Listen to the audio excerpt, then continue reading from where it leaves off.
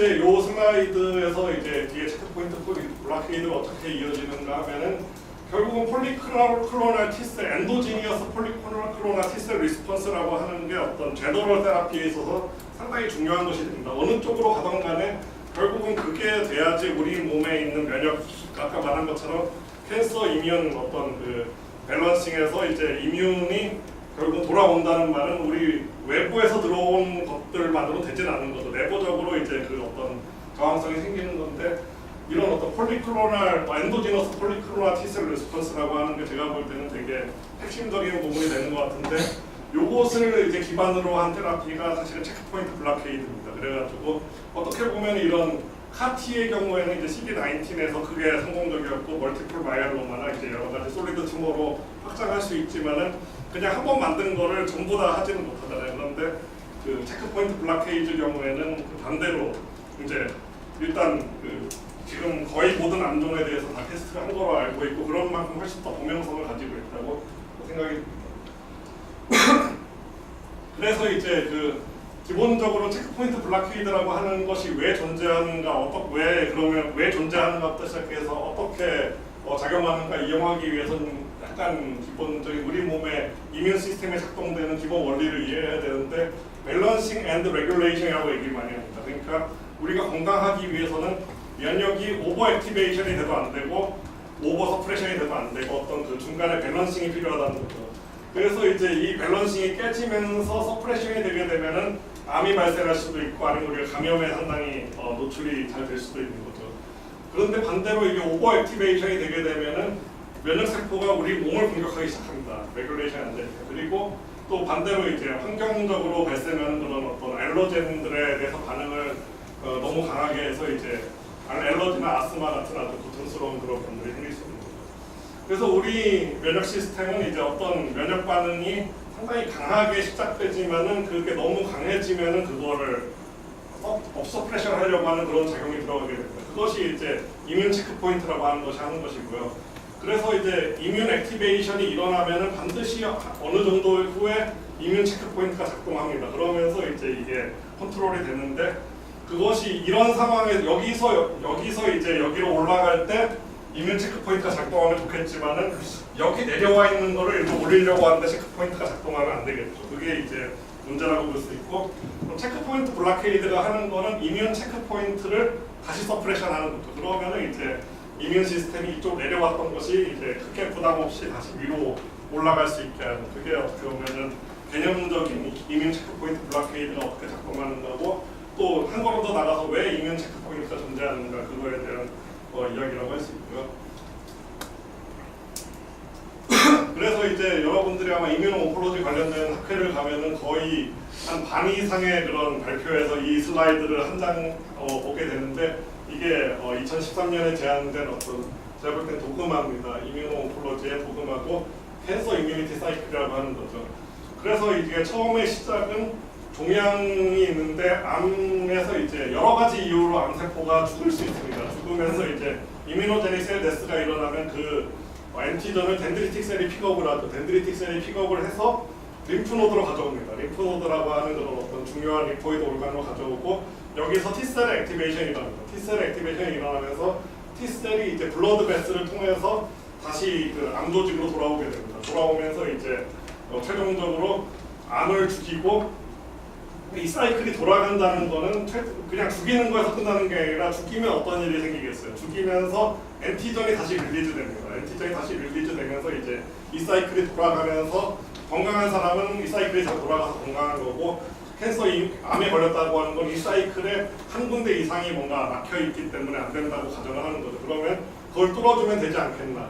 그래서 앞에서 얘기한 그런 어댑티브 셀 테라피라고 하는 거는 가장 최종 단계에서 뚫어주는 거죠. 거의 뒷부분에서 블러드를 통해서 이제 면역 세포를 집어넣어줘서 이제 이쪽으로 가게 하는 그런 거라고 볼 수 있는데 이제 그것만으로 충분하지. 그래서 이제 그 부분이 어떻게 보면 제가 가장 먼저 강의 주제로 선택한 거고 그런데 체크포인트 블락케이드를 이해하려고 하면 이 전체 사이클을 이해해야 됩니다. 그래가지고 이제 앞으로 한 몇 장의 슬라이드에 걸쳐서는 아주 기초적인 그런 개념에 대해서 말씀을 드릴게요.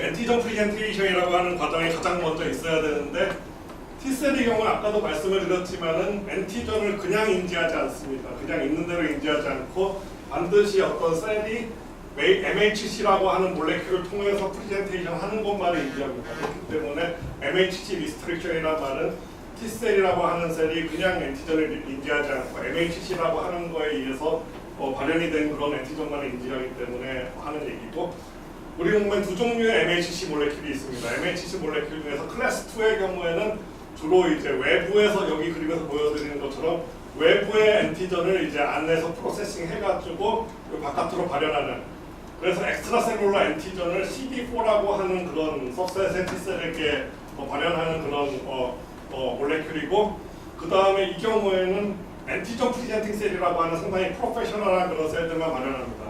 덴드리틱 셀이 가장 대표적이고 매크로페이지나 B셀도 이제 그 सब셋으로 들어가고요. 반대로 클래스 1 MHC의 경우에는 세포 내부에 있는 엔티전을 프로세싱해서 보여주는 겁니다. 그래서 이 경우에는 CD8이라고 하는 T셀에 이제 작용하게 되고, 그 다음에 모든 종류의 그런 핵을 가지고 있는 그런 셀들은 발현을 하게 됩니다. 그래서 MHC의 경우, 클래스 1의 경우에는 이제 자기 내부에 바이러스가 있거나 아니면은 캔서로 인해서 뮤테이션이 된 엔티전이 있을 때 그거를 문제가 있다고 발현하는 거고, MHC 클래스 2는 외부에 있는 엔티전을 이런 프로페셔널 애들이 뭔가 잡아서 T셀한테 문제가 있을 수 있다 이렇게 얘기하는 거라고 보면 되겠죠. 그래서 이제 나이브 T셀이라고 하는 얘기가 나오는데, 나이브란 말은 그냥 개념 그대로 뜻 그대로 순진하다는 거죠. 그래서 어떤 엔티전을 지금까지 한 번도 만난 적이 없는 그런 T셀이라고 하고, 이런 나이브 T셀이 액티베이션이 되면서 이제 익스펜전을 하고 이제 이펙터를 가지게 되는 그런 거라고 할 수 있고, 그래서 나이브 T셀의 액티베이션이 어떻게 보면 우리 몸의 특정 엔티전에 대한 이뮤니티를 가지는 데서 중요한 프로세스인데, 나이브 T셀의 경우에 이제 특징 중에서 하나가 상당히 신중합니다. 신중해가지고 일단은 그 트래피킹 패턴을 보면은 주로 아까 얘기한 림프노드라고 하는 우리 몸에 상당히 많은 수백 개의 림프노드가 있는 걸 알고 있는데, 그런 림프노드를 돌립니다. 림프노드를 돌면서 림프노드 블로드 이렇게 하면서 계속 돌면서 이제 림프노드가 어떤 곳이냐면 우리 몸에 있는 어떤 엔티전의 시그널들을 모두 그쪽으로 이제 드레이닝 돼가지고 모이는 곳입니다. 그러니까 효율적으로 이제 우리 몸을 정찰하기 위해서 이런 트래피킹 패턴을 가지고 이제 돌고 있는 게 나이브 T셀이라고 볼 수 있고요. 그럼 덴드리틱 셀이라고 하는 게 앞에 말씀드린 것처럼 엔티전 프리젠팅 셀 중에 상당히 중요한 셀인데, 덴드리틱 셀의 가장 중요한 역할 중에서 하나가 나이브 T셀을 액티베이션 시키는 것입니다. 그래서 덴드리틱 셀의 경우에 이제 이런 우리 몸에 있는 조직에 존재하다가 거기 있는 엔티전을 가지고 림페틱스를 통해 가지고 림프노드로 가져옵니다. 림프노드로 가져와가지고 이제 나이브 T셀을 액티베이션 시킨다는 그런 중요한 역할을 하고 있고요. 그러면 이제 엑스트라셀룰러 엔티전 같은 경우가 주로 이제 잡아먹은 거를 프리젠트하니까 주로 클래스 2 패스웨이로 가가지고 프리젠테이션을 하게 되는데, 덴드리틱 셀 중에서 일부는 그거를 클래스 1으로 그러니까 스위칭해가지고 프리젠트할 수 있는 그런 역할을 하고 있고, 그런 거를 이제 기술적으로 크로스 프리젠테이션이라고 합니다. 그래가지고 중요한 거는 덴드리틱 셀의 경우에는 CD4, CD8 둘 다 액티베이션 시킬 수 있습니다. 나이브 T셀도 액티베이션 시킬 수 있고, 그러니까 가장 포턴트한 그런 엔티전 프리젠팅 셀이라고 볼 수 있겠죠.